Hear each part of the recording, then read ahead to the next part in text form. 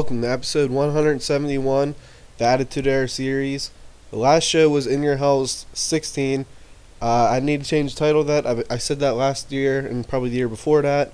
I still haven't thought of one. But pretty much on the show, we saw Triple H defeat The Rock to become a new number one contender. Stone Cold retained over Owen Hart. Great match.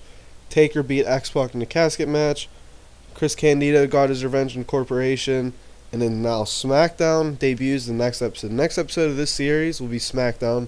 And then after that, I think I might do Smackdown and Raw, or Raw and Smackdown together in one episode. But I don't know, because I make the episodes longer. And I normally run around 12 minutes now. Past, I think, 8 episodes or so have been 12 minutes. So I don't know. I might just split them up. I don't know yet. Alright, so let's save. Okay, so what else happened? Pay-per-view. Let's see if there's anything I want to run through here. And no, that's just about it. Other shit's not really relevant to everything. Here we have Triple H cut a promo. You could pause it and read it if you want. This is pretty much the promo he cut with JR. When JR interviewed him, he cut that promo saying he is that damn good. He is the game. And stuff like that. And this is just his moment to... We gave Chris Candido like 2.5 months to be the top heel. He excelled. This is Triple H's... One of Triple H's first moments to be the top heel, and he excelled. And if you read here, we're setting up the main event for SmackDown tomorrow. And it's the second to last line in the paragraph. That's going to lead to the main event tomorrow. From there we go a hype package with Chris Jericho. The same way he debuted before. So these hype package videos for Chris Jericho have been based on overness. The next one that will appear on SmackDown is based on entertainment, so I'm expecting the higher rating. And then maybe we can go into something different. We can use someone else's overness or something. I don't know, just change it up. From there we go into Kane's pissed off that X-Pac lost. Kane faced the Brood. Kane wins. He just went apeshit crazy. And this is just a way for Kane to get revenge. And he goes apeshit after a match. He throws them all around. He goes backstage. He's crushed. And then from there, Vince says, all right, Kane. I'll book you in a match against Abyss tonight. And you could settle your score with him. So it's Kane versus Abyss tonight. We just saw Kane run through the Brood. Now he's going to face Abyss. I think this is a first-time meeting between the two monsters, and it'll be interesting. Here we see Vince McMahon let the world know that Stone Cold Steve Austin is banned from the building. He is not allowed to appear at all inside the building. This is going to be the story through the night. Here we have Team Perfect cut a promo backstage, pretty much saying what's next for them now that they got their revenge on the Corporation. They say they're still... Chris Candido says he's still coming after the title. Appears that there's a number one contender now, so maybe he has to make an impact otherwise. Hell of a rating. We gave this some time. 6 minutes. That's about the length you want for your main event, guys. I originally planned for these two to split up and feud at WrestleMania, but I'm not going to split that up. I don't think Chris is ready to be on his own. Maybe WrestleMania 17, but I don't know if I teased that at all. But I originally did plan on these two splitting, but it's just such a good act, and they're going to team together a little bit too, because Kurt Hennig's still good. From there we go Val Venis versus Matt Bloom. He wins. Now Val Venis looks to be the sole IC challenger. That we had the Fatal 4-Way that was alright, about a 79 rating if I remember correctly. I was proud of that. Matt Bloom, hell of a brawler. He's the head trainer at NXT unless something changes, and who knows when you're going to see this. 6 months from now you're going to see this. He's a hell of a brawler, hell of an in-ring worker, and he has room to grow, and he could be a mid-card guy. He could be a tag team guy. Val Venis, I don't know what I like with him, but he does well. He does well.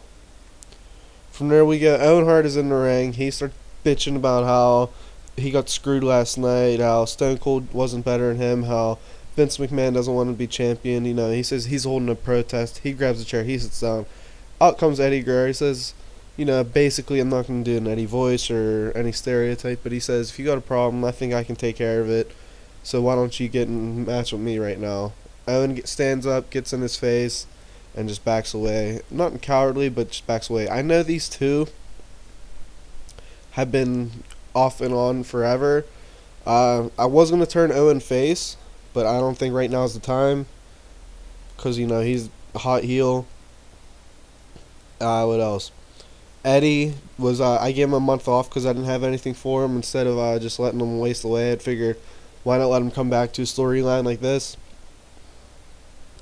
And then, these two could steal the show at WrestleMania or at SummerSlam. I gave them chances before to steal the show. They did alright. But SummerSlam's going to be 4 hours, I think. I think we're looking at 8 to 10 matches. And I'm going to give this some time. Have it steal the show, probably like 13 minutes long, steal the show rating. And I just want them to do best as they can. 91 rating, very good. These two are kind of like in July's world, August's world of 2016. They're like Dolph Ziggler and like Kofi. They're like two guys who could be main eventers but never seem to break through that glass ceiling. They're upper mid card for life, it seems like. Eddie, I think, will break through it. Owen, I don't know. Owen planned on retiring at WrestleMania 17. I might honor that. I might not. Here we have Kane versus Abyss, and it ends when the disqualification. And then, of course, Undertaker comes out. He pierced through the mat. How I'd book is Kane and Abyss are fighting. Double down. Kane gets up, gets ready for a chokeslam thing. Undertaker pierced through the mat. Abyss hits Kane. They beat down Kane. Just so Undertaker and Abyss beat down Kane. I gave this a lot of time also. About 6 minutes, like I said earlier. This is the second 100 rating. So we had 200 ratings in 98 and 91. Our angles are on fire right now. Hopefully the main event match does well. Here we have just a Goldust Terry Runnels date. I need to put a female in the show, so why not use Terry? Still not going anywhere. Maybe I can do a cheating angle. Maybe I could do Goldust cheating. Maybe Terry cheating.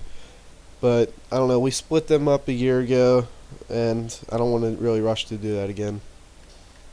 We have Stone Cold outside, sitting in his pickup truck, showing outside the building, just looking miserable as all hell. From there we get to a Fatal 4-Way Tag Team #1 contendership match. All excellent chemistry. What else? And the Marvelous Ones win here. Marvelous Ones defeated Dudley Boys, Rabbit Dog, Godfather, and Mark Henry. It was an elimination match, but that doesn't really matter. I think it would just been a single. I don't think it would have been eliminated at all. Godfather was the weak link in the match. You know what? I expect that. He's not the best in-ring guy. He's older. But he's given Mark Henry a rub of popularity and in-ring skills. Because Godfather's performance and mic skills are a lot better than Henry.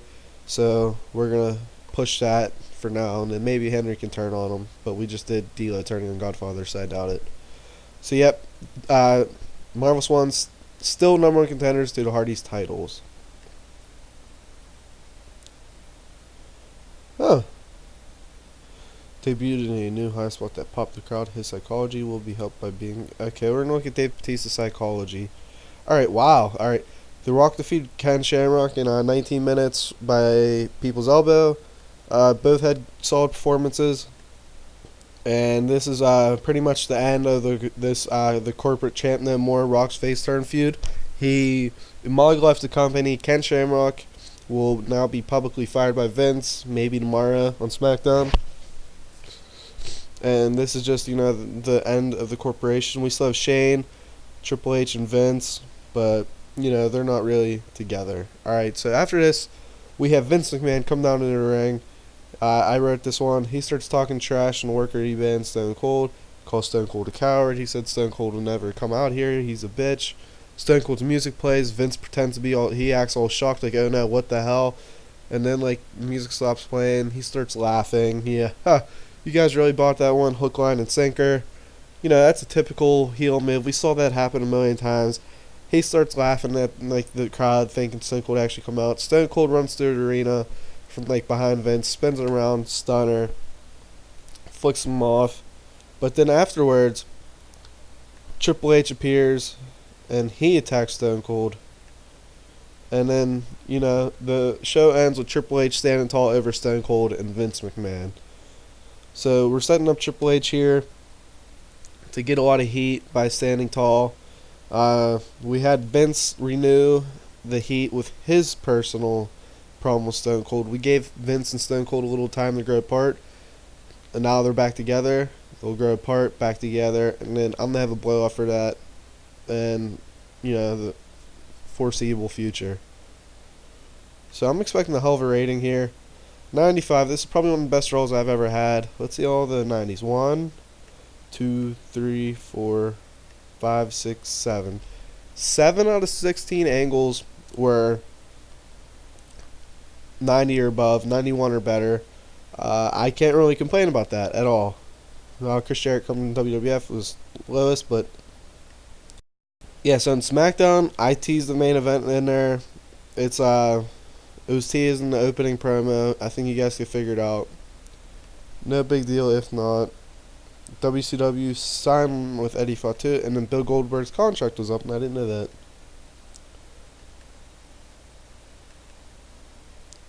Wow, Sting defeated Hogan in the main event. Okay. Nothing special there. Alright, let's look at this. Stone Cold. Alright. Matt Bullock needs to learn how to sell. Kids on TK. Okay, that's from the pay-per-view. Alright, so let's look at Batista's thing. Oh, his psychology did jump a little bit. Big Dave replacing Billy Gunn as Road Dogg's partner. While his psychology boosted by 5 over the new high spot. That's pretty cool. I think, his babyface is really over. I didn't even notice that. His mic skills aren't the greatest, but it is what it is. He'll get there. He's young. Chris Candido really improved a lot this past year. I mean, you look at him, he doesn't have the skills that you would think to be the guy, but popularity, his momentum, gimmick, manager, all works. So that's going to be it for this episode. Next episode, SmackDown, we're going to update the ratings to 78 to 28. And I'll talk to you guys next episode. Thank you for watching. Next episode is going to be SmackDown. Once again, 12 minutes.